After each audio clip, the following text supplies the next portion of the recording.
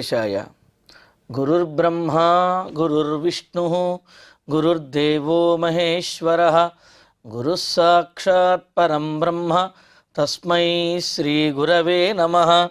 జటిలం చీరవసనం దండకారణ్యవాసినం మునివేషధరం ధ్యాయేత్ అరణ్యే కాండ ఉత్తమే. శ్రీరామచంద్ర పరబ్రహ్మణే నమః. అథ శ్రీమద్ రామాయణే ఆదికావ్యే అరణ్యకాండే ఏకోనవింశः సర్గः. గంధర్వరాజ ప్రతిమౌ పార్థివవ్యంజనాన్వితౌ దేవౌ వా మానుషౌ వాతౌ న తర్కయితుముత్సహే. శూర్పణఖ కర్ణు దగ్గర చెబుతున్నటువంటి మాటలు. అసలు నిన్ను దండించింది ఎవరమ్మా అని అంటే వారి గురించి చెబుతూ తరుణౌ రూపసంపన్నౌ సుకుమారౌ మహాబలౌ పుండరీక విశాలాక్షౌ చీరకృష్ణాజనాంబరౌ అని వారి యొక్క సౌందర్యాన్ని వర్ణించి మొదట, ఆ తరువాత పుత్రౌ దశరథస్యాస్తాం భ్రాతరౌ రామలక్ష్మణౌ అని చెప్పి అంటూ వారు దశరథ మహారాజు యొక్క కుమారులు రామలక్ష్మణులు అని చెప్పి అంటూ వాళ్ళు ఫలమూలాశనవు దాంతవు తాపసవు ధర్మచారిణవు అని చెప్పి అంటూ ఫలములను తినేటువంటి వారు, తాపస వృత్తిని అవలంబించేవారు, ధర్మాన్ని కట్టుబడినటువంటి వారు, ఇంద్రియ నిగ్రహం కలిగినటువంటి వారు, మరి వారు నన్ను ఈ విధంగా దండించారు, కావున వారిని నీవు జయించవచ్చును, వారిని దండించాలి అని చెప్పి వారి గురించి రామలక్ష్మణుల గురించి శూర్పణఖ కర్ణు దగ్గర చెప్పింది. మరి ఆ చెప్పే సందర్భంలో కూడా పుండరీక విశాలాక్షం అన్న చోట అదేవిధంగా ఆ శ్లోకాలకి మనం 3 అర్థాలు చెప్పుకున్నాం. ఇందులో మరో విశేషం ఏమిటి అంటే పుండరీకము అరవిందము అనేది మన్మధుని యొక్క బాణములలో ఒక బాణము. అంటే రామచంద్రమూర్తిని ఆ నేత్రములను చూచినటువంటి వారు ఎవరైనా సరే మోహపరవశాన్ని పొందుతారు అని చెబుతూ, అందువలననే తాను కూడా శూర్పణఖ కూడా రాముణ్ణి చూచిన వెంటనే ఆ విధమైనటువంటి కామమోహాన్ని పొందాను అని చెప్పి అంటున్నది. మరి మన్మధుని యొక్క బాణములు 5. వాటిలో అరవిందమశోకంచ చూతంచ నవమల్లిక నీలోత్పలంచ పంచైతే పంచబాణస్య సాయకాహ అని అంటూ కమలము అంటే తామర పువ్వు, అదేవిధంగా అశోకము మామిడి, విరజాజి, నల్ల కలువ, ఈ 5 కూడా మన్మధుని యొక్క 5 బాణములు. అందుకనే ఆ చెట్ల యొక్క గాలి తగిలిన లేకపోతే ఆ చెట్ల యొక్క నీడలో ఉన్నప్పటికీ కూడా మనస్సు కొంత పరవశాన్ని పొందుతుంది, ఆనందంగా ఉంటుంది, ఒక అనిర్వచనీయమైనటువంటి అనుభూతి అనేది కలుగుతుంది. ఎందుకు అంటే మన్మథ బాణములు ఈ 5 కూడా అని చెప్పి అన్నారు. అందుకనే ఇక్కడ మరి అరవిందముల వంటి నేత్రములు కలిగినటువంటి వాడు రాముడు అంటే ఆయనను చూచిన వెంటనే మన్మధుని యొక్క ప్రభావం అనేది మన మీద ఉంటుంది అనే విషయాన్ని ఆమె శూర్పణఖ చెబుతున్నంటే తన మీద ఆ మన్మథ ప్రేరణ కలగటానికి కారణం రాముని యొక్క దర్శనము అని చెప్పి భక్తిగా దర్శిస్తే ఆ భక్తి ప్రేరణ కలుగుతుంది. కానీ శూర్పణఖ కామించింది కావున అటువంటి ప్రేరణ ఆమెలో కలిగిందనమాట. అందుకనే ఇక్కడ రూప సంహరణం లక్ష్మీం సౌకుమార్యం సువేషతాం దదృశు విస్మితాకారా రామస్య వనవాసిన అని రాముడు వనవాసంలో ప్రవేశించేటప్పటికీ వనంలో ఉన్నటువంటి వారందరూ కూడా రూప సంహరణం లక్ష్మీం అంటే రాముని యొక్క రూప సౌందర్యమును సౌకుమార్యమును ఆ శ్రీని లక్ష్మిని అంతటినీ కూడా రాముని యందే వీక్షించారు. వారందరూ విస్మితాకారా ఎంతో ఆశ్చర్యంగా రాముని యొక్క సౌందర్యాన్ని వారందరూ కూడా ఆస్వాదించారు. ఎందుకంటే మహాయోగులకు కూడా మోహమును కలగజేయగలిగినటువంటి అబ్బురపరిచేటటువంటి దివ్యమంగళ విగ్రహుడు కదా రామచంద్రుడు. మరి అలాగే ఇక్కడ శూర్పణఖ తాను మోహపడినటువంటి విషయాన్ని తెలియజేస్తూ వారిని దండించమని చెప్పి అంటూ, అందులో కూడా వారిని దండించడం కంటే కూడా ఆ సీతాదేవిని తీసుకొచ్చేసినట్లయితే రాముడు పత్ని లేనటువంటి వాడవుతాడు. సరే, అప్పుడైనా సరే తాను ప్రయత్నించి రాముడిని వశపరుచుకోవచ్చు అనే ప్రయత్నంతో తనను దండించినటువంటి రామలక్ష్మణుల గురించి చెప్పటం ఒక ఎత్తు అయితే, వారి మధ్యలో సీత అనే ఒక ఆమె ఉన్నది, చాలా అందగత్తె, ఆమె వల్ల నేను ఈ విధంగా దండనకు గురి అయ్యాను అని చెప్పి అంటూ ఆమె మీద కోపాన్ని పెంచుతూ ఆమెను అపహరించే విధంగా చేయటానికి చెప్పింది శూర్పణఖ. మరి కరుడు కూడా సీతాదేవి గురించి విన్న తర్వాత సరే ఆమెను అపహరించినట్లయితే వారు బాధకు గురి అవుతారు, వారిని దండించినట్లు అవుతుంది, శూర్పణఖ యొక్క కోరిక కూడా తీరుతుంది అనే ఉద్దేశంలో ఉన్నాడు. ఇంకా శూర్పణఖ వారి గురించి దశరథుని యొక్క కుమారులు అని చెప్పినది చెబితే వారు మానవులు అనే విషయం చెప్పినట్లే అయింది కదా. అయినప్పటికీ కూడా వాళ్ళు మానవులా కాదా అనే సందేహము ఇంకా ఆమెకు శూర్పణఖకు ఉన్నది. ఎందుకంటే వారి యొక్క ఆ రూప సౌందర్యమును చూసిన తర్వాత మానవులకు ఇంత సౌందర్యం ఎక్కడిది, వీళ్ళు ఖచ్చితంగా గంధర్వులే అయి ఉంటారు అని చెప్పి అనుకుంటూ గంధర్వరాజ ప్రతిమౌ పార్థివ వ్యంజనాన్వితౌ అంటూ చెబుతున్నది. గంధర్వరాజుతోటి సమానమైనటువంటి వారు. సహజంగా గంధర్వులు చాలా అందంగాను చాలా విలాసంగాను సంగీత వాయిద్యాది నృత్యములతోటి ఎంతో భోగములతోటి వారు జీవిస్తూ ఉంటారు, చాలా అందంగా ఉంటారు వారు. మరి అటువంటి గంధర్వ రాజుల్లాగా వీరు రామలక్ష్మణులు ఉన్నారు అని అంటున్నది. అంటే తాను దశరథుని యొక్క కుమారుడనే మాట విన్నప్పటికీ కూడా తనకింకా మానవులనే నమ్మకం కుదరటం లేదు, వారు గంధర్వులు అనే భావన కలుగుతున్నది. పార్థివ వ్యంజనాన్వితౌ, మహారాజు లక్షణములు, ఆ క్షత్రధర్మానికి సంబంధించినటువంటి చిహ్నములతోటి వారు చాలా గంభీరంగా ఉన్నారు. తౌ దేవౌ మానుషవ్వ తర్కయితుం న ఉత్సహే, అసలు వారిద్దరూ దేవతల మానవుల అని చెప్పి నేను ఊహించలేకుండా ఉన్నాను.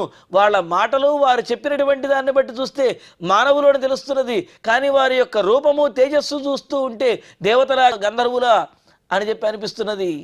మరి అంత గొప్పగా ఉన్నారు వాళ్ళు అని అంటూ ఇంకా వారి యొక్క భార్య అయిన మరొక ఆమె ఉన్నది. తరుణీ రూప సంపన్న సర్వాభరణ భూషిత దృష్ట తత్ర మయా నారీ తయోర్మధ్యే సుమధ్యమా.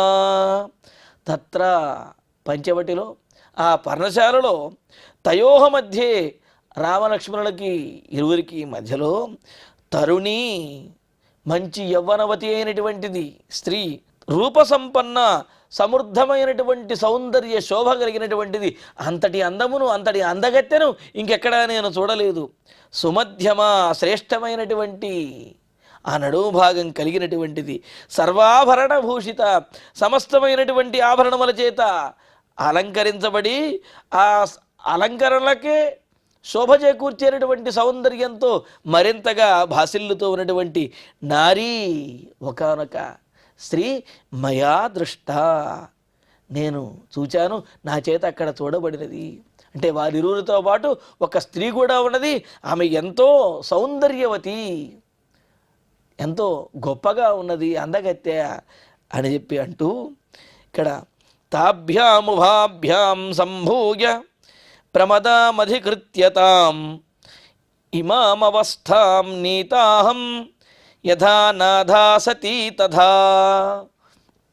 అసలు నన్ను దండించినటువంటి వారు రామలక్ష్మణులే అయినప్పటికీ కూడా అసలు కారణం అదిగో ఆమె వారిరువురి మధ్య ఉన్నటువంటి సీత అనే సౌందర్యవతి అయినటువంటి స్త్రీ ఉన్నది కదా, ఆమె మూలంగానే ఆమె కారణంగానే వీరు నన్ను దండించారు అని అంటూ తాం ప్రమదాం అధికృత్య, ఆ స్త్రీని ఆ సీతాదేవి కారణంగానే తాభ్యాం సంభూయ, ఆ ఇరువురి చేత రామలక్ష్మణుల చేత వారిరువురు కూడా కలిసి యథా అనాథ అసతి, నన్ను ఒంటరిదాన్ని చేసి అనాథలాగా ఉన్నటువంటి నన్ను వారు అసతి అంటే దుష్ప్రవర్తన కలిగినటువంటి దానిని వలె ఈ విధంగా నీయతే నన్ను ఇలాగ దండించారు.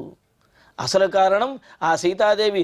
ఆమె వల్లనే రామలక్ష్మణులిద్దరూ కూడా నన్ను ఒంటరిదాన్ని చేసి, నన్ను అనాథగా చేసి, నేనేదో దుర్మార్గురాలని అన్నట్లుగా నన్ను ఈ విధంగా దండించారు అని చెప్పి. మరి దండించింది లక్ష్మణుడు అయితే ఇద్దరు అని చెప్పి ఎలా అంటున్నది అని అంటే, రాముడి యొక్క అనుజ్ఞతోటే లక్ష్మణుడు ఆమెను దండించాడు, కావున దండన అనేది ఇద్దరూ చేసినట్లే అనేది ఆమె యొక్క ఉద్దేశ్యం. పైగా సీతాదేవిని ఆమె ఆక్రమించడానికి, ఆమె మీద దాడి చేయడానికి, తెలియటానికి ఆమె మీద ఆక్రమించబోయినప్పుడు రాముడు కోపించి లక్ష్మణుణ్ణి ఆజ్ఞాపించాడు. కావున అసలు ఈ విధంగా తనను విరూపకరణం చేయటానికి, తనకు ముక్కు చెవులు కొయ్యటానికి కారణం సీతాదేవి అనే విషయాన్ని ఈమె చెబుతూ ఉన్నది. చెబుతూ తస్యాశ్చానృజువృత్తాయాః తయోశ్చ హతయోరహం సఫేనం పాతుమిచ్ఛామి రుధిరం రణమూర్ధని. సోదర ఖర, అనృజువృత్తాయాః కుటిలమైనటువంటి, మోసపూరితమైనటువంటి నడవడిక కలిగిన తస్యాహ ఆమె ప్రేరణ చేత, ఆ సీతాదేవి ప్రేరేపించడం వలననే రణమూర్ధని అంటే ఇక్కడ నన్ను విరూపకరణం చేశారు, నాకు ఈ విధంగా ముక్కు చెవులు కోశారు. కావున రణమూర్ధని హతయోహో తయోహో, ఇంకా మీరు యుద్ధం చేసి వారి ఇరువురిని కూడా ఓడించినట్లయితే, అలా యుద్ధంలో ఓడిపోయి పడిపోయి ఉన్నటువంటి వారి యొక్క రక్తాన్ని హతయోహో తయోహో సఫేనం రుధిరం, నురగకక్కుతున్నటువంటి ఆ రక్తాన్ని అహం పాతుమిచ్చామి, నేను త్రాగాలనుకుంటున్నాను అని అంటున్నది. కావున మీరు వెంటనే వెళ్ళి రామలక్ష్మణుల్ని యుద్ధంలో గనక ఓడించినట్లయితే, అలా యుద్ధంలో ఓడిపోయి పడిపోయి ఉన్నటువంటి రామలక్ష్మణుల యొక్క శరీరము నుండి కారుతున్నటువంటి, అంటే ఆ నురగతో వస్తున్నటువంటి రక్తం ఏదైతే ఉన్నదో ఆ రక్తాన్ని నేను తాగాలి అనుకుంటున్నాను. కావున వెంటనే మీరు వారిని వధించండి, రామలక్ష్మణుల్ని వారి మీద దాడి చేయండి అని చెప్పి శూర్పణఖ ప్రేరేపిస్తూ ఉన్నది. ప్రేరేపిస్తూ ఏషమే ప్రథమః కామః కృతస్తాత త్వయా భవేత్ తస్యాస్తయోశ్చ రుధిరం పిబేయమహమాహవే.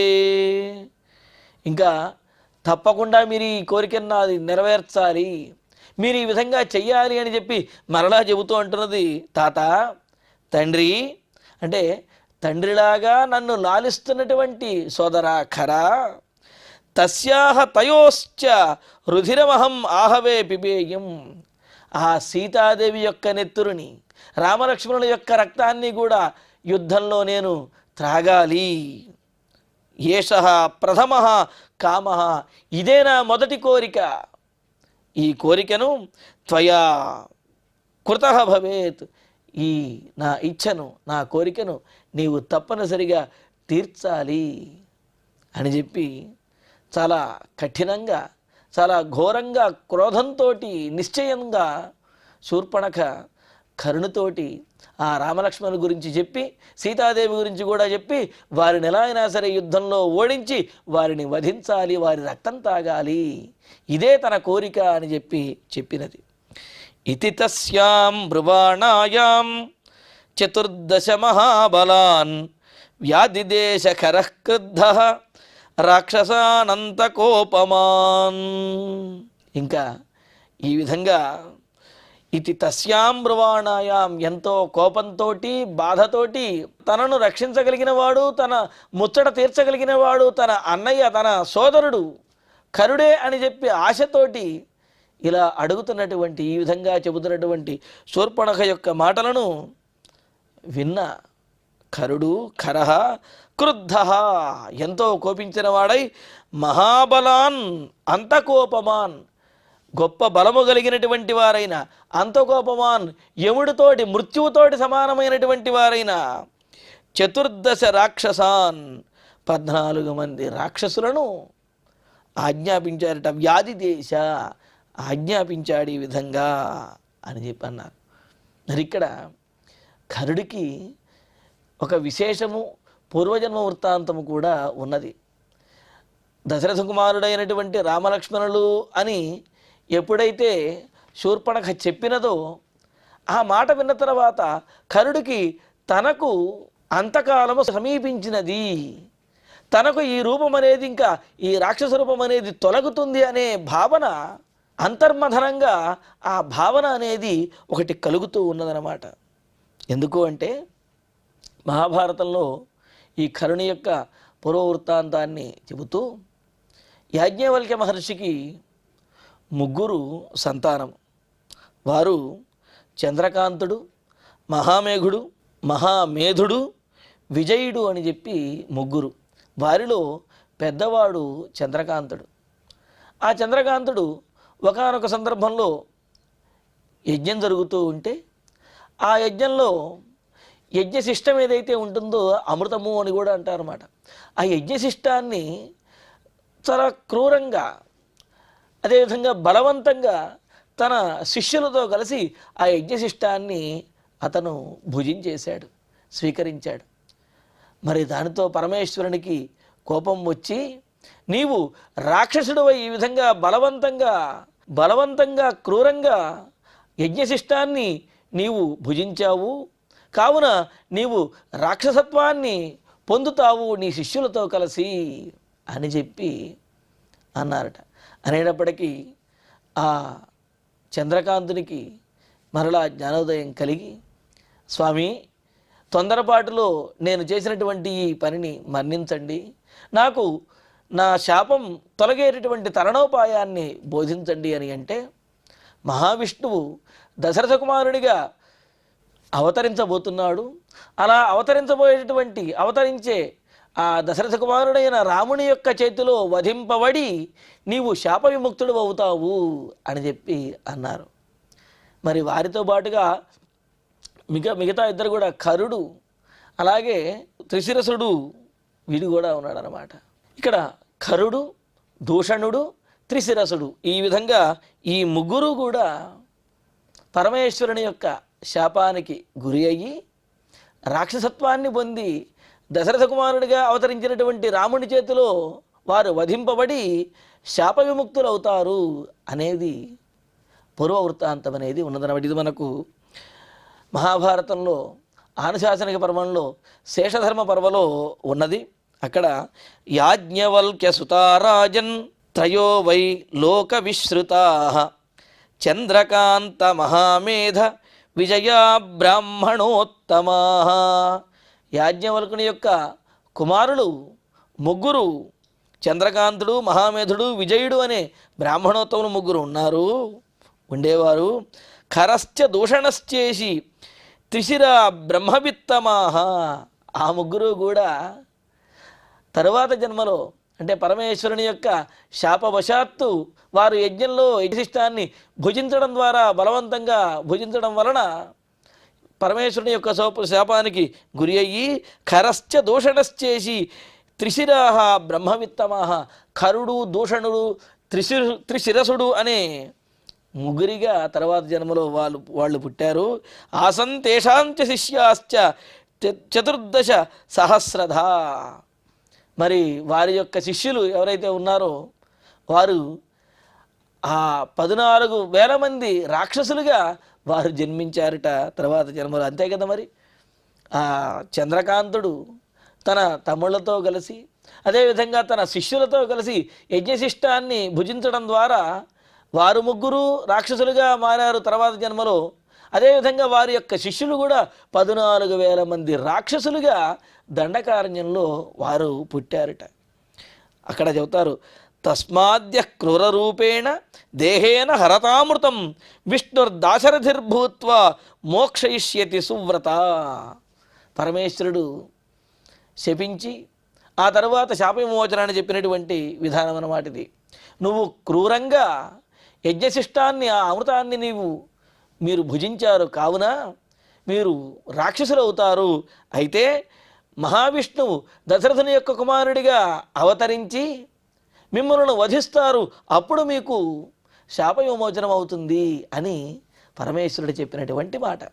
మరి ఎప్పుడైతే శూర్పణఖ ఇక్కడ దశరథుని యొక్క కుమారులైనటువంటి రామలక్ష్మణులు అని ఎప్పుడైతే చెప్పిందో ఈ కరుణి యొక్క మనస్సులో ఒక తెలియనటువంటి భావన, ఏదో తనకు సంబంధించినటువంటిది, తనకు పూర్వం సంబంధం ఉన్నటువంటి విషయం ఏదో జరుగుతున్నది అనే ఒకనొక భావన. అయితే అది ఏమిటి అనేది సుస్పష్టంగా తెలియటం లేదు, కానీ ఏదో మంచి జరగబోతున్నది అనే విషయం మాత్రం కరుణికి తెలుస్తున్నది. మంచి అంటే ఏమున్నది? మహావిష్ణువు చేతిలో వీరు వధింపబడి వీరు శాప విమోచనం అవ్వటమే అక్కడ మంచి అన్నమాట. మరి ఆ విధంగా శూర్పణఖ ఈ విధంగా విరూపకరణం చేసినటువంటి వారు, తన ముక్కు చెవులు కోసినటువంటి వారు వీరు అని చెప్పి రామలక్ష్మణుల గురించి, సీతాదేవి గురించి చెప్పగా, ఇంకా కరుడు ఎంతో కోపించినటువంటి వాడై తన వద్ద ఉన్నటువంటి 14 మంది రాక్షసులకి కూడా ఆ రామలక్ష్మణుల్ని దండించమని చెప్పి పంపిస్తూ అనుజ్ఞ ఇచ్చాడు. ఇతి తస్యాం బ్రువాణాయాం 14 మహాబలాన్ వ్యాధిదేశ ఖరక్రుద్ధ రాక్షసాన్ అంతకోపమాన్ అని చెప్పి, యముడితో సమానమైనటువంటి వారు, దేనికి భయపడనటువంటి వారు, అతి క్రూరమైనటువంటి వారు అయిన 14 మంది రాక్షసులను కరుడు ఆజ్ఞాపించాడు. ఇంకా వారు ఆ 14 మంది కూడా తమ తమ సైన్యములతోటి, అంటే తమ తమ పరివారములు ఎవరైతే ఉంటారో మిగతా రాక్షసులు వారితోటి కలిసి రాముడి మీద, రామలక్ష్మణుల మీద దండయాత్ర చేయడానికి, అంటే రామలక్ష్మణుల్ని యుద్ధంలో ఓడించడానికి వారందరూ కూడా బయలుదేరుతున్నారు. మరి రామలక్ష్మణుడు ఈ రాక్షసులతో ఏ విధంగా యుద్ధం చేశాడు, ఆ తర్వాత జరిగినటువంటి విశేషములు ఏమిటనేది తరువాతి ప్రవచనంలో తెలుసుకుందాము. ఇక ఇప్పుడు శ్లోకాలను పారాయణ చేసుకుందాము.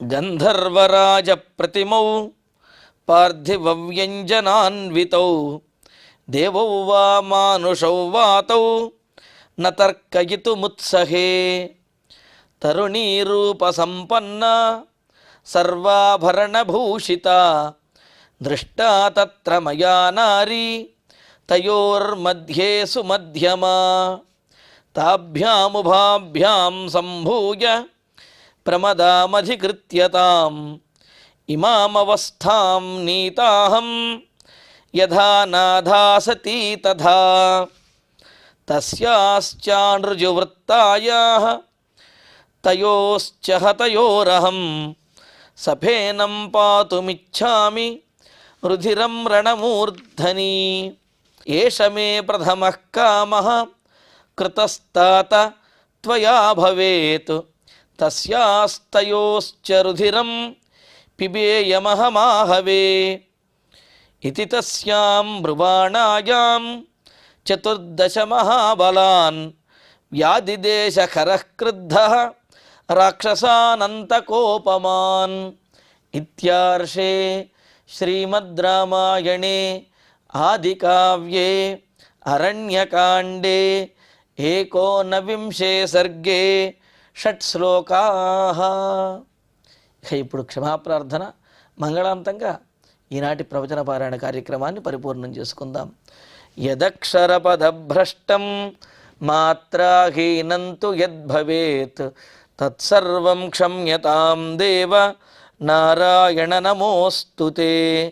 కాయేన వాచా మనసేంద్రియైర్వా బుద్ధ్యాత్మనా వా ప్రకృతే స్వభావాత్ కరోమి యద్యత్ సకలం వరస్మై నారాయణాయేతి సమర్పయామి. శ్రియః కాంతాయ కళ్యాణ నిధయే నిధయేర్ధినాం శ్రీవేంకట నివాసాయ శ్రీనివాసాయ మంగళం.